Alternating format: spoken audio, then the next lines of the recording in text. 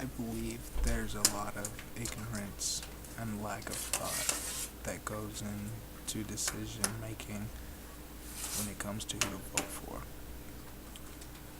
I don't think people put in the time and the effort it takes to actually get to know a candidate, um, what they stand for, who they really are, and simply go off a party or what the opponent chooses to say about them, the person who they trust. Recently, there was a vote for the Kansas State Senate. Two of the opponents were Greg Orman and Pat Roberts. Greg Orman started by saying how the problem in Washington was people getting caught up in labels such as Republican, Democrat, liberal, conservative, um, and instead of focusing on actual problems and getting things done, he said he'd take good ideas from either party, no matter which side.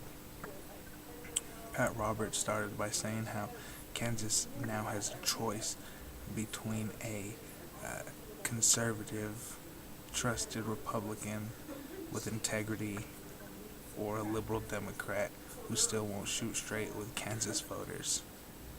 Um, ad hominem, if I'm not mistaken.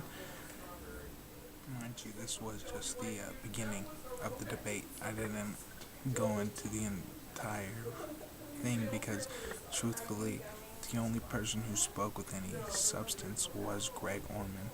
Um, Now, I did not vote.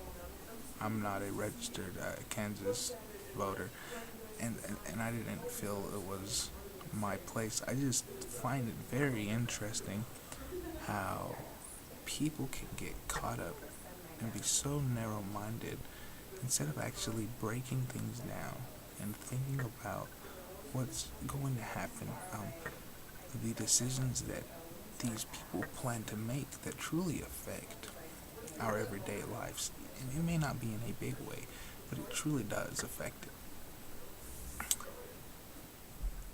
What I'm basically saying is there's a lack of critical thinking in the majority of voters.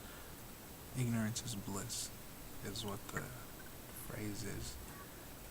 Truthfully, I don't know how blissful the lack of knowledge can be when you're stuck as another sheep.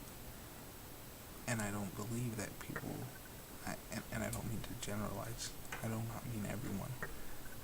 There are definitely a large group of people who choose